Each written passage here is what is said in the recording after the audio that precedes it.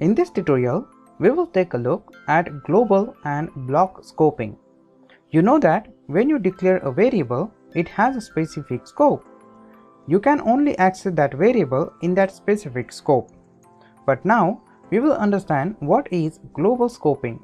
So when JavaScript program starts, before any function called, it is a global scope. Anything which you declare in the global scope will available all over the program. Anything which you declare in the global scope is called global scope. Frankly speaking, global scope have a bad reputation because global scope available in all over the program and it causes the error if you declare the same identifier. I personally suggest you to don't rely on the global scope.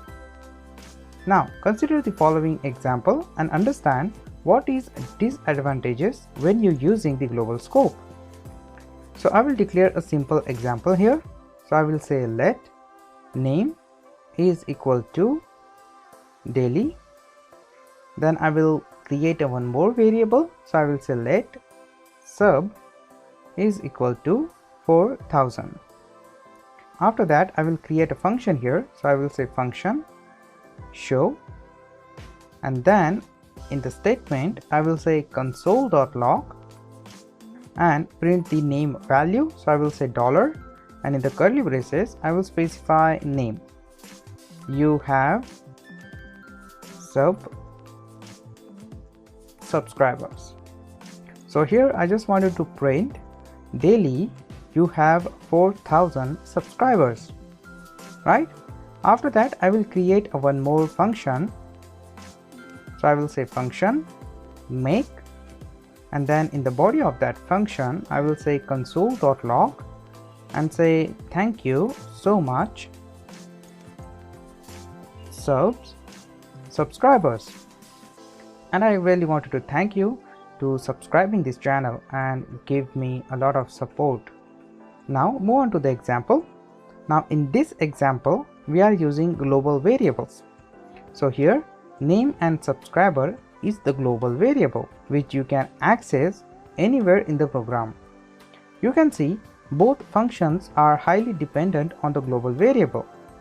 Accidentally or say intentionally, if we change the name or value of the global variables, then this will affect to the function because both functions are rely on the global variable. Now the better approach to use this global variable is this. So here I will just get rid of these global variables, and here I will declare an object. So I will say user is equal to, and in the body of that object I will declare two properties. So I will say name daily, and I will declare a second property subs 4000. I will just change this sentence and just remove the global variables and specify my object properties here. So I will say user dot name, and here I will say user dot subs, and here I will say user dot subs. So now the result would be same.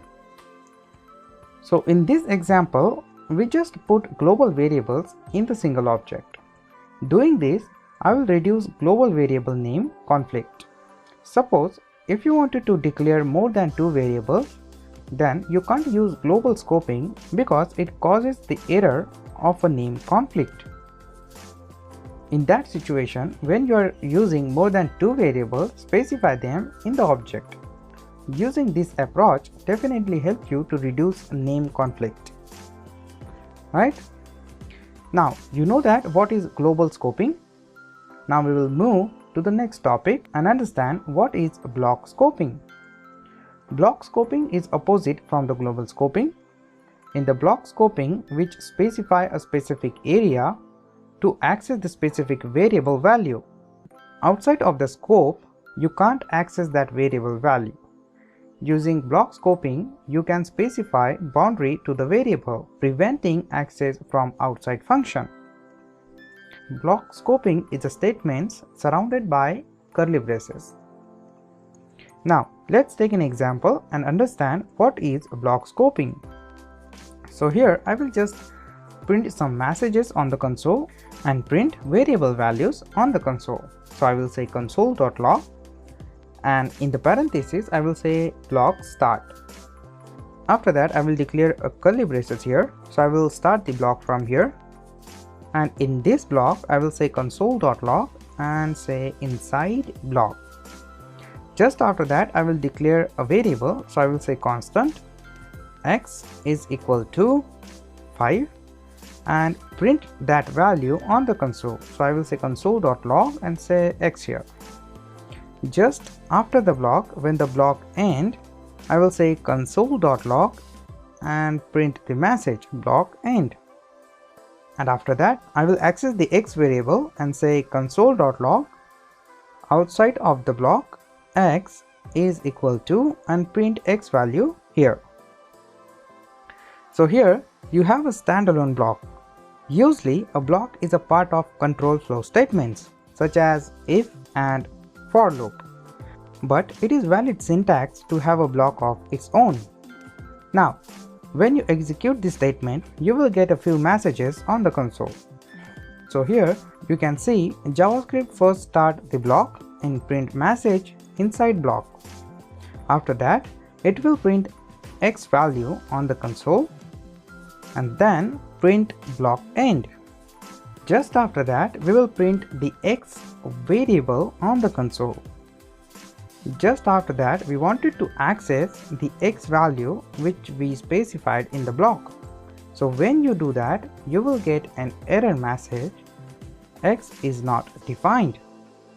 Here you can see we cannot access the x variable outside of the block. So now you know that what is the use of block statement.